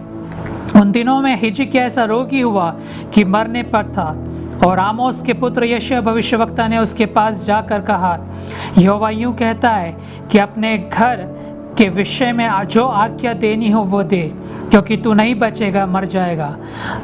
तब उसने भीत की ओर मुंह फेर यहोवा से प्रार्थना करके कहा, हे यहोवा, मैं विनती करता हूँ, स्मरण कर कि मैं सच्चाई और खरे मन से अपने को तेरे सम्मुख जानकर चलता आया हूँ, और जो तुझे अच्छा लगता है वही मैं करता आया हूँ। तब हिजकिय्याह बिलक बिलक कर रोया, और ऐसा हुआ कि यशायाह नगर के बीच तक भी जाने ना पाया था। यहोवा का यह वचन उसके पास पहुंचा कि लौटकर मेरी प्रजा के प्रधान हिजकिय्याह से कह कि तेरे मूल पुरुष दाऊद का परमेश्वर यहोवा यूं कहता है कि मैंने तेरी प्रार्थना सुनी और तेरे आंसू देखे हैं। देख, मैं तुझे चंगा करता हूँ। परसों तू यहोवा के भवन में जा सकेगा, और मैं तेरी आयु में 15 वर्ष और बढ़ा दूंगा। हम यहाँ पे हिजकिय्याह के विषय में देखते हैं, उसको रोग हुआ और वो बीमार था और वो मरने पर था, और परमेश्वर कहता है कि तू निश्चित रीति से मर जाएगा। तेरे को जो अपने घराने के विषय में आज्ञा देनी है वो दे दे, क्योंकि तू नहीं बचेगा। हिजकिय्याह एक राजा था, उसके पास सारे रिसोर्सेज अवेलेबल थे, बेस्ट। उसके पास सबसे अच्छे फिजिशियंस थे, उसके पास सबसे अच्छी दवाइयाँ उपलब्ध थी, सब कुछ था। लेकिन जब परमेश्वर की ओर से ये बात आई, बाइबल कहती है उसने भीत की ओर मुंह करके यहोवा से प्रार्थना करने लगा। हिजकिय्याह अपने सिंहासन पर बैठा हुआ था, लेकिन उसने उस सिंहासन से किसी फिजिशियन को, किसी दवाई वाले वैद्य को, या कोई उपचार के लिए, कोई सहायता पाने के लिए किसी को कुछ ऑर्डर नहीं दिया, लेकिन वो अपने सिंहासन से उठा और उसने अपना मुंह दीवार की ओर कर लिया, और वो परमेश्वर को पुकार उठा। परमेश्वर के सम्मुख में वो बोलने लगा, प्रभु देख, मैं कैसे खराई और सच्चाई से तेरे सम्मुख में चलता आया हूँ। हिजकिय्याह एक अच्छा राजा था, खराई से चलता था। एक बीमारी का समय जब आया, उसने सिर्फ परमेश्वर को, he sought of the only God, परमेश्वर को पुकारा सिर्फ, और वो परमेश्वर के सम्मुख में एक बच्चे के समान रोने लगा, बिलक बिलक कर। बाइबल कहती है हिजकिय्याह बिलक बिलक कर रोने लगा, और परमेश्वर कहता है यशायाह नबी से कि मेरे दास हिजकिय्याह से कहना, मैंने तेरी प्रार्थना सुनी और तेरे आंसू देखे हैं, देख मैं तुझे चंगा करता हूँ। Call upon him in the day of trouble, संकट के दिन मुझे पुकार। परमेश्वर कहता है संकट के दिन मुझे पुकार, मैं तुझे छुड़ाऊंगा और तू मेरी महिमा करने पाएगा। Praise the Lord. हम पुकार उठें परमेश्वर को इस संकट के समय में। आप जब इस बीमारी के बिस्तर में हैं, जब आप इस समस्याओं में से होकर गुजर रहे हैं, आप परमेश्वर को पुकार उठें। परमेश्वर कहता है मैं तुझे छुड़ाऊंगा, I am going to deliver you out of all this things. परमेश्वर आपको छुड़ा लेगा। परमेश्वर आपके आंसुओं को देख रहा है। God sees your tears. परमेश्वर कहता है हिजकिय्याह, मैंने तेरे आंसुओं को देखा है। आपको लगता है कि कोई आपके आंसू नहीं देख रहा है, हो सकता है कि आप अकेले में, गुप्त में आंसू बहा रहे हैं। परमेश्वर आपके आंसुओं को देखता है। मैं जब बीमारी के बिस्तर में था, इतना अधिक टूट गया कि मैं भी वहाँ पे आंसू बहाया परमेश्वर के सम्मुख में। प्रभु दया कर, आंसू बहाए। हो सकता है किसी ने देखा हो, किसी ने ना देखा हो, लेकिन it will never go unnoticed by the Lord. परमेश्वर आपके आंसुओं को देखता है, उसकी कीमत है। And he watches over you, but God is watching over you. परमेश्वर आपके ऊपर पे नजर लगाए हुए है। He watches over your and he neither slumber nor sleep. Bible कहती है भजन संहिता 56:8 में, तू मेरे मारे मारे फिरने का हिसाब रखता है, तू मेरे आंसुओं को अपनी कुप्पी में रख ले, क्या उनकी चर्चा तेरी पुस्तक में नहीं है? So you cry out unto the Lord. परमेश्वर के सम्मुख में आप रो उठे, पुकार उठे परमेश्वर के सम्मुख में। प्रभु आपको छुड़ा लेगा, प्रभु आपको बचा लेगा। बाइबल कहती है उन्होंने संकट में यहोवा की दुहाई दी और उसने सकेती से उनका उद्धार किया। उसने उनको अंधियारे और मृत्यु की छाया में से निकाल लिया और उनके बंधनों को तोड़ डाला। लोग यहोवा की करुणा के कारण और उन आश्चर्य कर्मों के कारण जो मनुष्य के लिए करता है उसका धन्यवाद करें। धन्यवाद करें परमेश्वर का। उसने छुड़ा लिया उस मृत्यु के बंधन से, मृत्यु की छाया में से उसने हमें निकाल लिया। जब मैंने संकट में यहोवा की दुहाई दी, उसने सकेती में से मेरा उद्धार किया और अंधियारे और मृत्यु की छाया में से निकाल लिया और मेरे बंधनों को तोड़ डाला। कितना महान परमेश्वर है जिसकी हम सेवा करते हैं। अंतिम बात कह के मैं समाप्त करूंगा और वो है बाइबल के अंदर में हम देखते हैं मत्ती की किताब उसका 9वां अध्याय उसके 20वें पद में, और वहाँ पर हम उस स्त्री के विषय में देखते हैं जिसको लहू बहने का रोग था। और बाइबल कहती है 12 वर्षों से उसको लहू बहने का रोग था।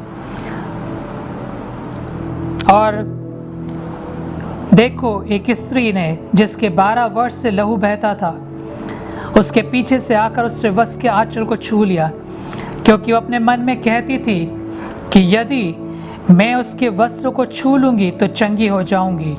यीशु ने फिर कर उसे देखा और कहा, पुत्री ढाढ़स बांध, तेरे विश्वास ने तुझे चंगा किया है। सो वह स्त्री उसी घड़ी चंगी हो गई। 12 साल की एक लंबी बीमारी है,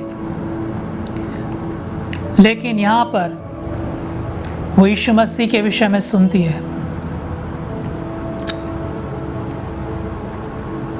और ये 12 साल के अंदर में यीशु मसीह के विषय में शायद उसने कभी, क्योंकि यीशु मसीह ने सेवकाई 3.5 साल की यीशु मसीह की सेवकाई थी। और ये जो स्त्री है 12 वर्ष से इसको लहू बहने का रोग था, कई सालों से बीमार थी। और हो सकता है शायद यीशु मसीह के जो 3.5 साल की जो सेवकाई यीशु मसीह ने इस पृथ्वी के ऊपर पे करा, 1 साल या 1.5 साल या 2 साल हम मान सकते हैं वो यीशु मसीह के विषय में सुन रही होगी, उस सेवकाई के विषय में, क्योंकि यीशु मसीह कार्य कर रहा था। और लगातार वो प्रभु यीशु मसीह के विषय में जब सुनने लगी, उसके अंदर में विश्वास बढ़ने लगा, विश्वास उसके अंदर में डेवलप होने लगा। अपनी इस कमी घटियों में, अपनी इस कमज़ोरी की अवस्था में, अपनी इस बीमारी की अवस्था में, जब सब कुछ उसका व्यय हो चुका था, बाइबल कहती है उसका सब कुछ व्यय हो चुका था, उसके पास कुछ भी नहीं बचा था, पैसा वगैरह कुछ नहीं था, सब कुछ उसने लुटा दिया अपनी बीमारी के ऊपर पर। और इस बीमारी के ऐसी अवस्था के अंदर में, इस कमज़ोरी की अवस्था में, वो जब यीशु मसीह के विषय में सुनने लगी, उसका विश्वास बढ़ने लगा, उसका विश्वास बढ़ने लगा। She develop that faith. और वो अपनी इन्फर्मिटीज़ में, अपनी कमज़ोरी में, अपनी वीकनेसेस में वो विश्वास के अंदर में मजबूत होने लगी। यहूदा की किताब 1 अध्याय 20वें पद में बाइबल कहती है, हे प्रियो, तुम अपने अति पवित्र विश्वास में अपनी उन्नति करते हुए और पवित्र आत्मा में प्रार्थना करते हुए बढ़ते चले जाओ। But you beloved, building yourselves up on your most holy faith, praying in the Holy Spirit. So हम लगातार पवित्र आत्मा में होकर प्रार्थना करें, अपने विश्वास में इस कमी घटियों के समय में, इस वीकनेसेस के टाइम में हम विश्वास के द्वारा से अपने आप को बिल्डअप करें, अपने फेथ को हम बिल्डअप करें इन कमी घटियों के अंदर में, और परमेश्वर आपको आशीषित करेगा। सो हम अपने आप को बिल्डअप करें, अपने अति पवित्र विश्वास में हम उन्नति करते चले जाएं, और पवित्र आत्मा में हम लगातार प्रार्थना करते चले जाएं। और ये स्त्री कहती थी, अपने मन में कहती थी, अगर मैं यीशु मसीह के वस्त्रों के छोर को ही छू लूँगी तो मैं चंगी हो जाऊँगी। जब हम इस बीमारी के बिस्तर में, जब हम इस कठिन समय में हम विश्वास को अपने बनाएं, हम विश्वास से चलते हैं, आंखों के द्वारा से, not by sight but by faith we walk. हम विश्वास से चलते हैं। हम इस वचन को बोलें अपनी बीमारी के बिस्तर में कि हम विश्वास से चलते हैं, चाहे डॉक्टर्स की रिपोर्ट कुछ भी क्यों ना कह रही हो, चाहे आपके पास तमाम जो लोग हैं नेगेटिव बातें क्यों ना कर रहे हो, वो कह रहे हो इस बीमारी का ये असर होगा, इस बीमारी के बाद ऐसा होता है, ये सब वाली बातें होती है। आप उन सारी चीज़ों को नकारें और विश्वास करें परमेश्वर के वचन के ऊपर, पर अपने विश्वास को बिल्डअप करें। Start speaking in the tongues. अगर आप अन्य भाषा में बोल सकते हैं तो अपने विश्वास को मजबूत करें, वचन को थाम लें। विश्वास सुनने से, और सुनना मसीह के वचन से होता है, इसलिए उस यीशु मसीह के वचन को आप थाम लें और वो वचन आपके अंदर में विश्वास को उत्पन्न करेगा। और ये स्त्री जो थी, अपनी कमज़ोरी में उस विश्वास को उसने डेवलप करा और उसने यीशु मसीह को छू लिया, ऐसा छुआ, ऐसा स्पर्श करा कि वो सामर्थ यीशु मसीह के अंदर में से अपने आप उसके जाने बिना बहने पाई। हम भी यीशु मसीह को इस तरह से छू लेने पाएँ। हम विश्वास में दृढ़ हों, हम वचन को पकड़ लें और उस वचन को हम पकड़ कर आगे बढ़ना चालू करें। चाहे कोई भी कुछ ना कहे, मैं इस वचन पर विश्वास करता हूँ। चाहे कहें लोग कि ऐसा ऐसा हो जाएगा, बोले नहीं मुझे कुछ नहीं होगा, मैं परमेश्वर के इस वचन को पकड़ा। हर एक के लिए परमेश्वर के पास एक रहमा वचन है जो विश्वास का वचन है। आप परमेश्वर के नज़दीकी में आए, परमेश्वर आपको रहमा वचन देगा और आप उस वचन को पकड़ लें और अपने विश्वास को बिल्डअप करें, मोस्ट होली फेथ को बिल्डअप करें। इन सारे समयों में हम विश्वास में बने रह सकें। जब पास्टर ने मुझसे कहा कि प्रीच करना है, मेरे अंदर में ताकत नहीं था, मेरे अंदर में सामर्थ नहीं था और मेरे को पता भी नहीं था कि मैं कर पाऊंगा कि नहीं कर पाऊंगा, इतनी कमज़ोरी। लेकिन विश्वास में होकर, विश्वास के अंदर में मैंने इस कदम को उठाया कि नहीं, मैं अपनी बड़ाई नहीं लेकिन परमेश्वर की महिमा के लिए, क्योंकि बाइबल कहती है कि निर्बलता में परमेश्वर अपनी सामर्थ को सिद्ध करता है। और परमेश्वर ने अनुग्रह दिया कि मैं विश्वास में होकर आज आपके सम्मुख में बैठने पा रहा हूँ, प्रचार करने पा रहा हूँ, प्रभु के नाम को महिमा मिले। So we walk by faith and not by sight. और ये तमाम जो 5 बातें मैंने आपको बताई कि परमेश्वर हमारे सिक बेड में, पहली बात मैंने आपको बताई, he will never leave you. वो परमेश्वर आपके साथ साथ है, आपके कैरेक्टर को बिल्डअप कर रहा है। दूसरी बात, हमारे इस सिक बेड में परमेश्वर हमें तोड़ता है, हम टूट जाते हैं, हम जीरो हो जाते हैं, हम हम्बल हो जाते हैं। तीसरी बात, हम परमेश्वर के वचन पर रात दिन मनन करें, मेडिटेट करें परमेश्वर के वचन पर। अपने spirit, the spirit of a man will sustain in sickness. अपने स्पिरिट को आप परमेश्वर के वचन से फीड करें, रात और दिन परमेश्वर के वचन में मनन करें। चौथी बात, हम परमेश्वर के सम्मुख में रोएं, परमेश्वर के सम्मुख में सहायता पाने के लिए आए। We should only hope in the Lord. परमेश्वर के ऊपर पर हम अपने ध्यान को लगाएं और संकट के समय हम सिर्फ प्रभु को पुकारें जिस रीति से हिजकिय्याह ने पुकारा। पांचवी बात, हम अपने विश्वास में दृढ़ बने इस बीमारी के बिस्तर में। परमेश्वर आपको बहुत आयत के साथ इन सब 5 बातों के द्वारा से आशीषित करने जाए। और ये चारों पांचों बातें जो मैंने आपको बताई हैं, ये आपके कैरेक्टर को बिल्डअप करेंगी, या आपके चरित्र को बिल्डअप करेंगी। और क्या था कैरेक्टर? यीशु मसीह का कैरेक्टर आपके अंदर में बिल्डअप होगा। और बाइबल कहती, फिलिपियों की किताब उसका 2 अध्याय, जैसा मसीह यीशु का स्वभाव था वैसा ही तुम्हारा भी स्वभाव हो, जिसने परमेश्वर के स्वरूप में होकर भी परमेश्वर के तुल्य होने को अपने वश में रखने की वस्तु ना समझा, परंतु अपने आप को ऐसा शून्य कर दिया और दास का स्वरूप धारण किया और मनुष्य की समानता में हो गया और मनुष्य के रूप में प्रकट होकर अपने आप को दीन किया और यहाँ तक आज्ञाकारी रहा कि मृत्यु, हाँ, क्रूस की मृत्यु भी सह ली। मैंने ये जो 5 बातें आपको बताई कैरेक्टर बिल्डिंग में, सब में अगर आप ध्यान देंगे एक ही चीज़ निकल कर आती है, वी बिकम ज़ीरो। हमारा घमंड जाता रहता है, अपने आप को हम परमेश्वर के सम्मुख में दीन कर देते हैं। जैसा यीशु मसीह का स्वभाव था वैसा ही तुम्हारा स्वभाव हो जाए। क्या स्वभाव था? कि वो परमेश्वर के स्वरूप में होकर भी परमेश्वर के तुल्य होने को अपने वश में रखने की वस्तु ना समझा, वरन अपने आप को उसने शून्य कर दिया। My dear brothers and sisters, मेरे प्रिय भाई और बहनों, हम अपने आप को परमेश्वर के सम्मुख में शून्य कर दें। किस बात का घमंड, किस बात के लिए हम अहंकार करते हैं? हमारी नौकरी, हमारा ओहदा, हमारे को जो रिस्पेक्ट मिलता है, हमारी जो पोजीशन है, चाहे वो चर्च में हो, चाहे ऑफिस में हो, चाहे हमारे घर में, हमारे स्कूल के अंदर में हम अच्छा पढ़ते हैं, तो किस बात का घमंड हम कर रहे हैं? अपने आप को यीशु मसीह के स्वभाव में लेकर आ जाइए और परमेश्वर आपको बढ़ाना आरंभ करेगा। यही स्वभाव बस परमेश्वर हमारे अंदर में चाहता है। Then only will be fit for the kingdom of God. धन्य है वे जो मन के दीन है। हम अपने आप को नम्र और दीन कर दें परमेश्वर की उपस्थिति में। अपने आप को नम्र और दीन कर दें, क्योंकि स्वर्ग का राज्य ऐसे ही लोगों का है। अपने आप को हम शुद्ध करें, पवित्र करें, क्योंकि वो परमेश्वर को देखेंगे। परमेश्वर हम पर बहुत आयत का अनुग्रह करे इन बातों के द्वारा से, और यीशु मसीह का स्वभाव हमारे जीवन में आने पाए। और परमेश्वर ने मूसा को वो लकड़ी दिखाई, और वो जो कड़वा जल था वो मीठा बन गया।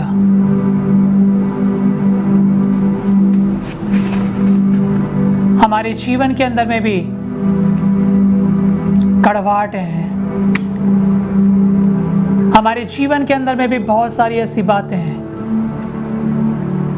लेकिन एक लकड़ी है, द क्रॉस ऑफ क्राइस्ट। जब वो हमारे जीवन के अंदर में काम करने लगती है, परमेश्वर की मिठास हमारे जीवन में बहने लगती है। उसको अनुमति दें आज की सुबह कि वो हमारे जीवन के अंदर में कार्य करे। वो प्रभु यीशु मसीह जो पाप से अज्ञात था, परमेश्वर ने उसको ही मेरे और आपके लिए पाप ठहरा दिया। बाइबल कहती है, निश्चय उसने हमारे रोगों को सह लिया और हमारे ही दुखों को उठा लिया, तो भी हमने उसे परमेश्वर का मारा कूटा और दुर्दशा में पड़ा हुआ समझा। परंतु वो हमारे अपराधों के कारण घायल किया गया, वो हमारे अधर्म के कामों के कारण कुचला गया। हमारी ही शांति के लिए उस पर ताड़ना पड़ी, कि उसके कोड़े खाने से हम लोग चंगे हो जाएं। यीशु मसीह ने मेरे और आपके लिए वो सारे दुखों को सहा। उस कलवरी के क्रूस पर उसने अपनी देह को टूटने के लिए दे दिया, ताकि वो जो यहोवा राफा परमेश्वर है, वो चंगाई हमारे जीवनों में लेकर आ जाए। आज की सुबह हो सकता है हम अपने बीमारी के बिस्तर पर हो, आज की सुबह हम अपने जीवन के लिए संघर्ष कर रहे हो, आज की सुबह हो सकता है हम अपने घरों में बंद हो और हम सोच रहे हो कि हम अपने जीवन का अंत कर लें। या आज की सुबह जब आप अपने परिवार के साथ हैं, हम परमेश्वर को पुकार उठे। वो यहोवा राफा परमेश्वर है, हमारी ही शांति के लिए उस पर ताड़ना पड़ी, उसे कोड़े मारे गए कि उसके कोड़े खाने से हम चंगे हो जाएं। वो प्रेमी परमेश्वर नहीं चाहता कि मैं और आप बीमारी का जीवन जिए। बाइबल कहती है यिर्मयाह की किताब उसका 7वां अध्याय में, हे यहोवा मुझे चंगा कर तब मैं चंगा हो जाऊंगा, मुझे बचा तब मैं बच जाऊंगा, क्योंकि मैं तेरी स्तुति करता हूँ। आइए आज की सुबह हम परमेश्वर की स्तुति करें। थोड़ी देर हम लें अपने घरों में, जहाँ कहीं पे भी है, हम परमेश्वर की आराधना करना आरंभ करें। परमेश्वर की उपस्थिति आपके घरों में आने रही है, परमेश्वर की प्रेजेंस आपके बीमार के बिस्तर पर आ रही है, जिस हॉस्पिटल में हैं वहाँ पर परमेश्वर की उपस्थिति आ रही है। हम उस परमेश्वर की आराधना करना आरंभ करें, क्योंकि जहाँ परमेश्वर की उपस्थिति है वो यहोवा राफा परमेश्वर अपने आप को रिवील करता है कि मैं तुम्हारा चंगा करने वाला परमेश्वर हूँ। वो लगातार प्रकट कर रहा है, उसने प्रकट किया है, उसने रिवील किया। वो यहोवा राफा परमेश्वर आपको चंगाई देगा। आइए हम आराधना करें।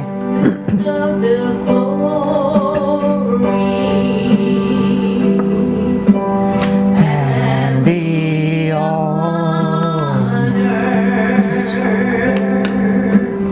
as we lift our hands and worship, as we lift your holy name. आइए आराधना करें।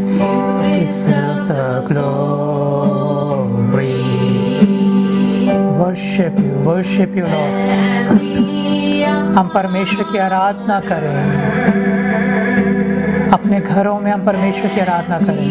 Lift our hands in worship as we lift your holy name.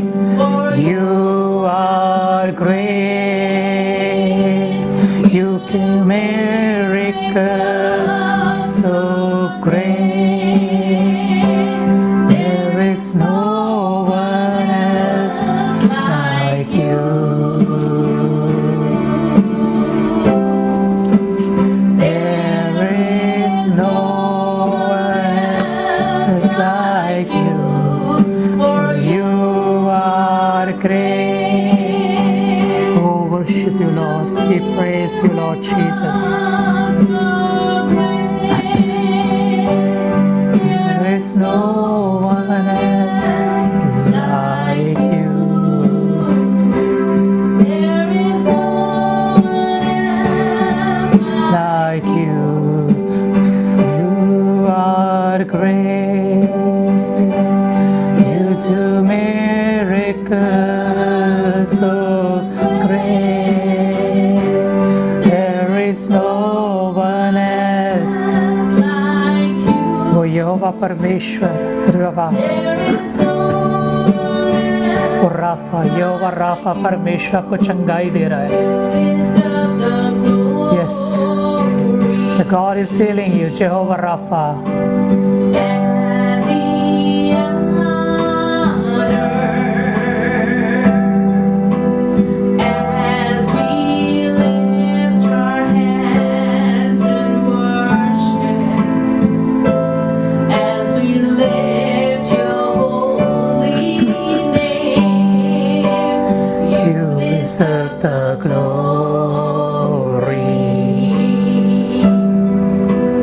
and the honor.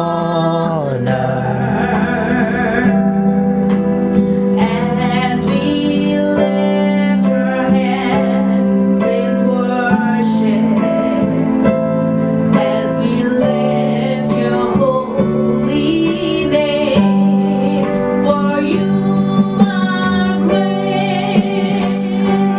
You do miracles so great. There is no one else like you. There is no one else like you. For you are great. You do miracles so great. Yes, Lord. There is no one else like you, Jesus. Yes, Lord Jesus. There is No one else like you. You are great. Yes, Lord. You do miracles so great. There is no one else like you. There is no one else Like you.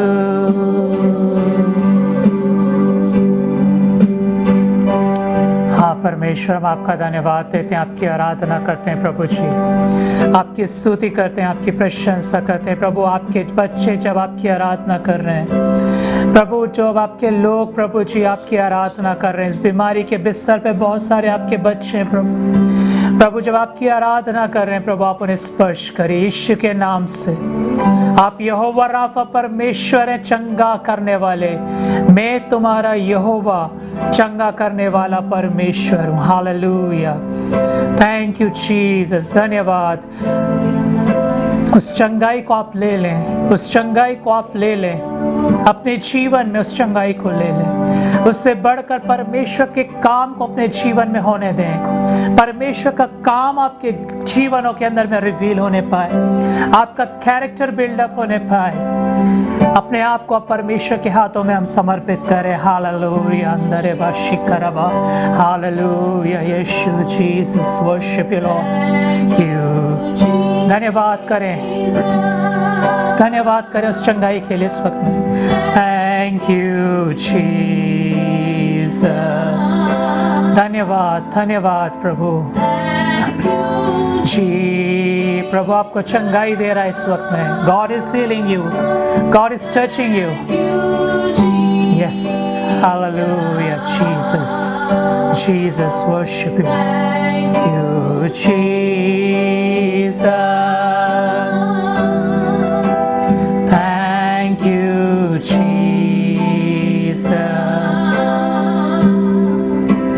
Thank you, Jesus. Thank you, Jesus. Hallelujah. Worship you, Lord. Worship you, Lord. We praise you, Jesus.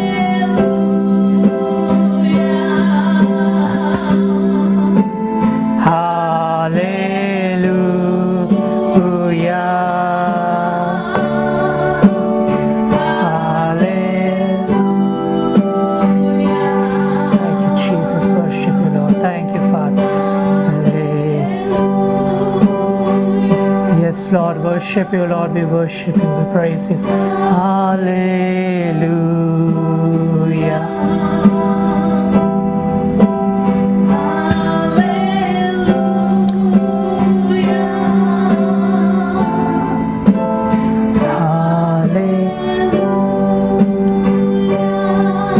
प्रभु हम आपका धन्यवाद करते हैं इस चंगाई के लिए प्रभु जो आपने हमें दिया। धन्यवाद परमेश्वर, धन्यवाद प्रभु। महिमा और आदर हम आपको देते हैं यीशु मसीह के नाम में, आमीन। Now unto him that is able to keep you from falling and to present you faultless before the presence of his glory with exceeding joy, to the only wise God our Savior be glory and majesty, dominion and power, both now and forevermore, आमीन। अब जो तुम्हें ठोकर खाने से बचा सकता है और अपनी महिमा की भरपूरी के सामने मगन और निर्दोष करके खड़ा कर सकता है, उस अद्वैत परमेश्वर हमारे उद्धारकर्ता की महिमा और गौरव और पराक्रम और अधिकार हमारे प्रभु यीशु मसीह के द्वारा जैसा सनातन काल से है, अब भी हो और युगानुयुग रहे, आमीन। परमेश्वर आप सबको बहुत आयत के साथ आशीषित करे और आप लगातार इस हफ्ते में परमेश्वर की शांति में, परमेश्वर की आशीषों में, परमेश्वर की चंगाई में बने रहें और लगातार आप प्रार्थना के जीवन में आगे बढ़ते चले जाएं। अपने आप को बड़ी गंभीरता के साथ परमेश्वर के सम्मुख में अपने आप को रखें और लगातार जो लोग बीमार हैं हम उनको स्मरण रखें प्रार्थना में। हमारा प्रभु एक भला परमेश्वर है, उसकी भलाइयों को हम प्रतिदिन याद करें प्रभु।